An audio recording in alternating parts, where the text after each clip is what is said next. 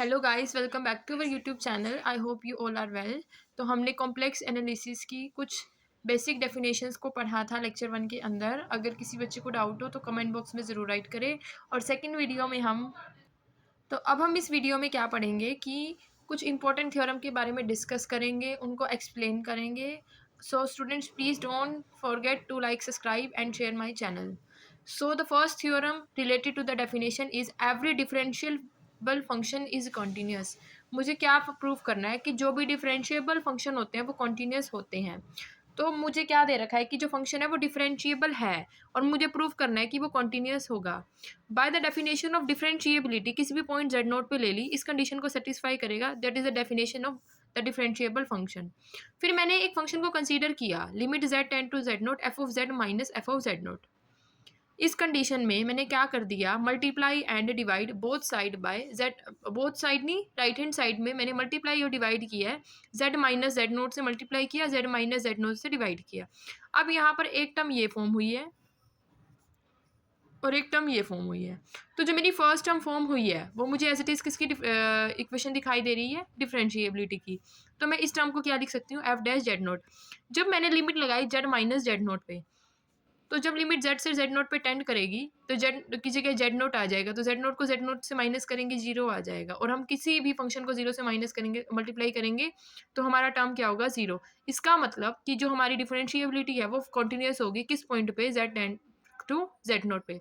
तो यहाँ पर मेरा फंक्शन जेड किसके इक्वल हो जाएगा, जेड नोट के। Hence the given differentiable function is continuous. अब इसका जो कन्वर्स होगा वो ट्रू नहीं होगा। वो ट्रू कैसे नहीं होगा, हम लेके चलेंगे कि हमारे पास जो फंक्शन है वो कंटिन्यूस होगा, लेकिन वो डिफरेंशिएबल होना नहीं, not to be important. So converse of the theorem is not necessarily true. Then we will prove it by the example. और ये जो क्वेश्चंस है 2023 में भी आए हुए हैं। We prove it by an example. Consider a function f of z. मैंने एक फंक्शन को कंसीडर कर लिया f of z which is equals to modulus of z का square. This is continuous in all finite region of z plane but not now where differentiable except at origin. सिर्फ origin पे ये differentiable होगा, लेकिन उसके अलावा अगर ये कहीं पर भी फाइनाइट रीजन में पॉइंट लाई करेगा वहाँ पर ये चीज़ डिफरेंशिएबल नहीं होगी। हमें प्रूफ क्या करना था कि फंक्शन कॉन्टिन्यूस होगा लेकिन वो डिफरेंशिएबल नहीं है, हमें ये चीज़ दिखाना है। तो इसके लिए मैंने एक फंक्शन को कंसीडर करा, वो ओरिजिन के ऊपर तो डिफरेंशिएबल होगा। अगर ओरिजिन के अलावा उस फंक्शन का मैं कोई और भी पॉइंट लेके चलूँगी, वहाँ पर वो है, वो डिफरेंशिएबल नहीं होगा। तो मैं एफ ऑफ जेड को, मॉडुलस ऑफ जेड स्क्वायर को किसकी फॉर्म में लिख सकती हूँ, modulus of x plus iota y square. वो ओपन होकर किस में खुलेगा, x square plus y square. अब हमने यहाँ पर मॉडुलस का स्केयर ओपन किया, आयटा का स्केयर -1 हो जाएगा, लेकिन माइनस मॉडुलस में पावर पॉजिटिव होती है, इसलिए यहाँ पर ये x square plus y square बन गया। फिर हम यहाँ पर क्या करेंगे कि हमारे पास जो फंक्शन होता है एफ ऑफ जेड, वो क्या होता है, एक्स प्लस आयोटा वाई। तो हम यहाँ पर एक रियल पार्ट होता है और एक इमेजिनरी पार्ट होता है, फिर उन दोनों को, रियल और इमेजिनरी पार्ट को, जो फंक्शन की वैल्यू आई है उस वैल्यू से कंपेयर करेंगे। तो यहाँ पर मैंने क्या करा, रियल और इमेजिनरी पार्ट को सेपरेट आउट कर दिया। रियल पार्ट मेरे पास क्या, x square plus y square, imaginary part यहाँ पर एग्जिस्ट ही नहीं करता, और आयोटा भी मेरा इमेजिनरी पार्ट होता है, यहाँ पर जीरो हो जाएगा। अगर मेरा फंक्शन कंटिन्यूस होगा everywhere because of continuity of u of x and v of y, तो फंक्शन मेरा कंटिन्यूस होगा हर एक जगह पे।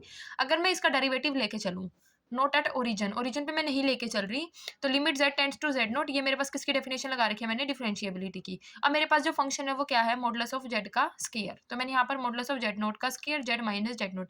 अब आपको पता है कि मॉडुलस की प्रॉपर्टी क्या होती है, फंक्शन खुद और उसका कंजुगेट। तो यहाँ फंक्शन खुद उसका कंजुगेट मैंने ओपन कर दिया। फिर मैंने क्या किया, इस न्यूमिरेटर में ऐड और सब्ट्रैक्ट कर दिया जेड बार जेड नोट। जेड बार मतलब जेड का कंजुगेट और जेड नोट। जब मैंने यहाँ पर ऐड और सब्ट्रैक्ट किया तो मेरे फर्स्ट पार्ट में क्या हो रहा है, जेड मेरे पास, जेड बार मेरे पास कॉमन आ रहा है, मैंने ले लिया, तो नीचे क्या बचा, और ब्रैकेट में क्या बचा, Z minus z note. Similarly अगर मैं सेकंड पार्ट को देखूंगी तो मेरे पास यहाँ पर जेड नोट कॉमन आ रहा है और मेरे पास बचेगा क्या, जेड बार माइनस जेड नोट, और डिनोमिनेटर मेरा एज इट इज रहेगा। फिर मैंने डिनोमिनेटर को स्प्लिट आउट कर दिया दोनों वैल्यूज के अंडर अंडर एडिशन। तो जब मैंने यहाँ पर स्प्लिट आउट किया, ये टर्म इससे कैंसिल होकर क्या बचेगा, जेड बार, और यहाँ पर Z note, Z bar minus z note divide by Z minus z nought, ये चीज़ हमारे पास सिमिलर रह जाएगी। फिर मैं यहाँ पर क्या करती हूँ, जो मेरा डिनोमिनेटर दे रखा है जेड माइनस जेड नोट, उसको मैं आर पोलर फॉर्म में लिख लेती हूँ, r cos theta plus iota sine theta. जब आप r cos theta plus iota sine theta को एक्सपोनेंशियल की फॉर्म में लिखते हो तो वो क्या बनता है, आर ई आयोटा थीटा। अब मेरे पास दे क्या रखा है, जेड बार डिनोमिनेटर की वैल्यू मुझे क्या मिली, आर ई आयोटा थीटा, और न्यूमिनेटर की वैल्यू क्या है, जेड बार माइनस जेड नोट। सिमिलर है लेकिन उसका कंजुगेट ले रखा है, तो कंजुगेट के लिए जो वैल्यू नेगेटिव हो जाएगी, तो मेरे पास जेड बार माइनस जेड नोट की वैल्यू क्या हो जाएगी, R E minus iota theta. Similarly अगर मैं इन दोनों को डिवाइड करूंगी, ये पॉजिटिव वैल्यू है, ये पावर में नेगेटिव है, तो हमें पता है कि हम एक्सपोनेंशियल की प्रॉपर्टी लगाएंगे तो ये वैल्यू ऊपर जाके नेगेटिव हो जाएगी, माइनस माइनस टू माइनस हो जाएगा, तो ई की पावर आर से आर कैंसल, टू ई की power minus two iota theta बन गया। अब ये जो इक्वेशन हो गई मेरे पास क्या बची, z bar plus z nought, इस टर्म की वैल्यू मेरे पास क्या मिल गई, e minus two iota theta, या फिर हम इसको क्या लिख सकते हैं, r cos theta plus iota sine theta. R मेरा ऑलरेडी कैंसिल हो चुका है, तो कोस थीटा मेरे पास कितना है, टू थीटा, माइनस माइनस इसलिए क्योंकि आयोटा की वैल्यू नेगेटिव में है, minus iota sine to theta. अब ये जो मेरे पास इक्वेशन फॉर्म हुई है, ये मेरी किस पे डिपेंडेंट हो गई है, थीटा के ऊपर। Now the last expression in the two does not tends to unique limit, क्योंकि जो हमारा z is at tend nought किसी भी मैनर में नहीं कर रहा है, क्योंकि ये जो लिमिट है मेरी किस पे डिपेंड कर गई है, थीटा के ऊपर। इसका मतलब जो ये गिवन फंक्शन है वो डिफरेंशिएबल नहीं है नॉन जीरो वैल्यू के ऊपर। बट अगर मैंने आपको बताया था स्टार्टिंग में ही किया कि जब हम यहाँ पर डिफरेंशिएबिलिटी को शो करेंगे तो वो ओरिजिन के ऊपर तो डिफरेंशिएबल होगा, उसके अलावा उस फाइनाइट रीजन में आप कोई भी पॉइंट लेके चलो कि वहाँ पर डिफरेंशिएबल नहीं होगा।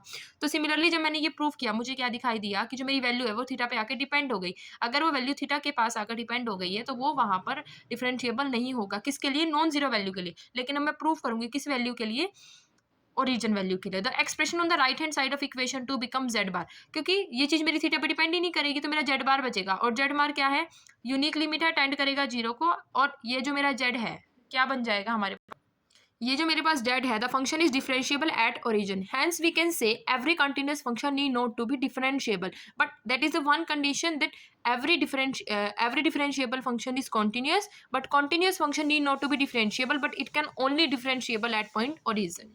Now we are going to discuss very important definitions and then related theorem, हम उनको नेक्स्ट वीडियो में डिस्कस करेंगे, which are very important from exam point of view, और एग्जाम में 88 मार्क्स की हमारे पास आती है। और ये जो डेफिनेशन हम कर रहे हैं कंपलसरी क्वेश्चन में 2 मार्क्स में इंक्लूड हो जाती है।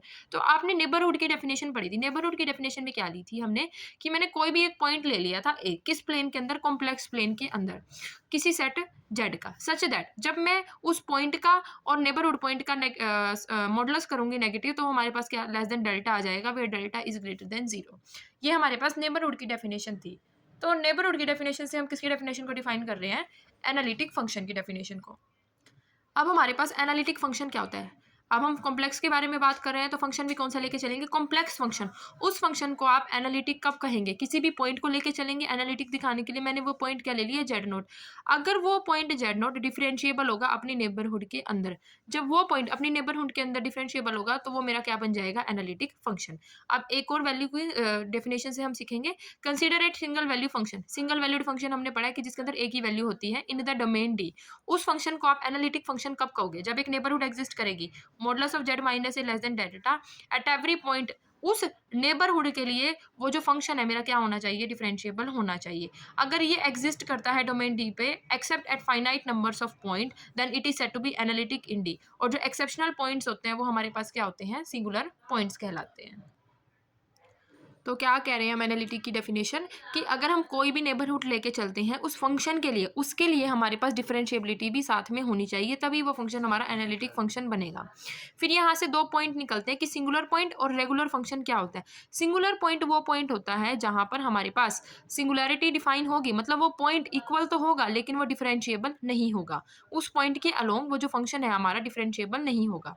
और रेगुलर फंक्शन वो फंक्शन होता है उस डोमेन डी का जहाँ पे वी कैन से कि F of Z is regular in D, जब वो अपने हर एक पॉइंट के लिए क्या हो जाए, डिफरेंशिएबल हो जाए। क्योंकि हमारे पास जो सिंगुलर पॉइंट है वो डिफरेंशिएबल नहीं होता है लेकिन इक्वल होता है, लेकिन जो रेगुलर फंक्शन होएगा वो डिफरेंशिएबिलिटी को भी हर एक पॉइंट के लिए शो करता है।